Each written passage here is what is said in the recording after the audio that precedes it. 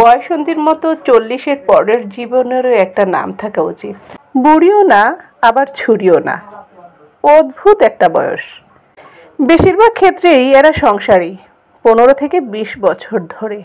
1-2 সন্তানের মা হলেও মনের ভেতরকার কিশোরীটা কোথাও যেন রয়ে যায়। সেই মনের কিশোরীটাকে অবদমনের ক্লান্তিকর প্রচেষ্টা সব সময়। কারণ পরিবেশ পরিস্থিতির কাছে ছুরি হয়ে থাকাটা নিছক হাস্যকর। যা পাওয়ার ছিল আর যা পাওয়া হয়নি, মনটা সেই হিসেব করতে বসে যায়।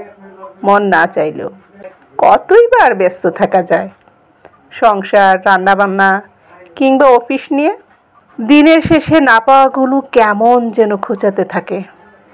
দিনের শেষে মনে হয় কেউ তো থাকুক, কেউ তো শুনুক মনের সব কথা, কোনো জাজমেন্ট ছাড়া। এদিকে সংসার, বাচ্চা কাচ্চা মানুষ করতে করতে জীবনটা বন্ধুহীন হয়ে যায়। সবাই যার যার মতো জীবনে ব্যস্ত। 40 পেরোনো মেয়েরা একটা কঠিন রোগে ভোগে, নস্টালজিয়া।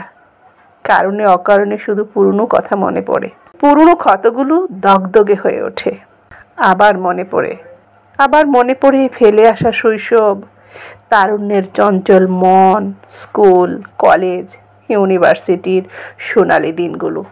তার সঙ্গে প্রথম দেখার ক্ষণটি, কখনো বা না ফুরানো কত গল্প, বৃষ্টি বিলাস, যে কিছু সময়ের জন্য নিজের হয়েছিল, যে কষ্ট দিয়েছিল কিংবা না চাইতেও যাকে কষ্ট দিতে হয়েছিল, সব মনে পড়ে যায় সময়ে অসময়ে। রাত্রেবেলা সব কাজ সেরে আয়নার সামনে দাঁড়ালে বড্ড অসুন্দর মনে হয় নিজেকে। চুল পড়ে অর্ধেক, মুখে বলি রেখারা সবে আঁকিবুকি শুরু করেছে। এক সময়ের মেদহীন শরীরটা স্বপ্নের মতো লাগে।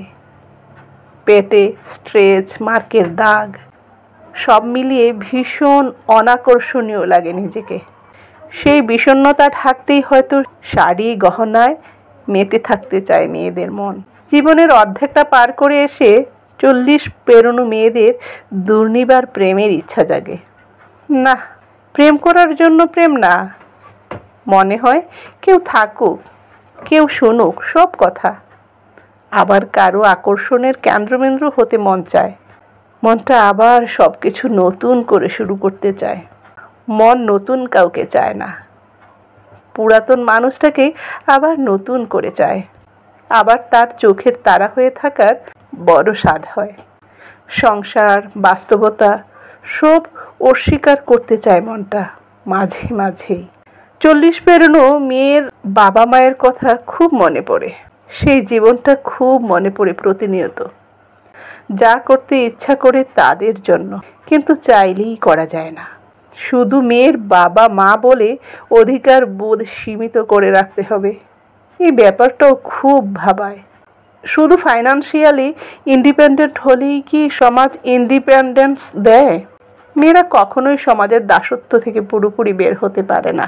40 পেরোনো মেয়েটার মাঝে মাঝে খুব একা থাকতে মন চায়। নিজের মতো করে চলে, নিজের জন্য। পর মুহূর্তেই সন্তানের জন্য মন কাঁদে। মায়েরা সবচেয়ে ভয় পায় মৃত্যু। শত অভিমানেও সে বেঁচে থাকতে চায় তার সন্তানের জন্য। অন্তত যতদিন সন্তানের জীবনে তার প্রয়োজন আছে, ঠিক ততদিন। চিৎকার করে কাঁদতে বড় স্বাদ হয়, যেন সেই কান্না কেউ শুনতে না পায়। এমন জায়গা খুঁজে মনে হয় জীবনটাই পার হয়ে যায়। 40-এর কাছে এসে মেয়েদের সবুজ মনটা আস্তে আস্তে নীল হতে শুরু করে। প্রথমে হালকা, তারপরে আস্তে আস্তে গাঢ় হয়। একসময় বেশি কথা বলা মেয়েটা চুপ হয়ে যায়, মেনে নিয়ে বেঁচে থাকা শিখে যায়। পান থেকে চুন খসলেই যে মেয়ের চোখের জল, নাকের জল এক হয়ে যেত, তার নিঃশব্দ কান্না খুব কাছের না হলে কেউ টেরই পায় না। 40 পেরোনো মেয়েগুলো ব্যালেন্স করতে করতে নিজের কথা ভুলে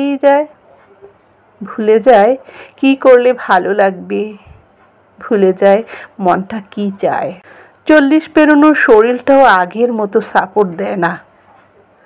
অপারেশনের ধকল, মেরুদণ্ডে দেওয়া ইঞ্জেকশন শরীরটাকে অকেজো করে দেয়। ভাঙা কোমর নিয়ে দিব্যি রান্না বান্না, বাচ্চার দেখাশোনা, ঘরের কাজ জানে, সব করে যায়। তবুও দিন শেষে শুনতে হবে কিছুই করে না। তবুও দিন শেষে শুনতে হবে কিছুই করে না। 40 পেরোনো মেয়েগুলো যত্ন চায়।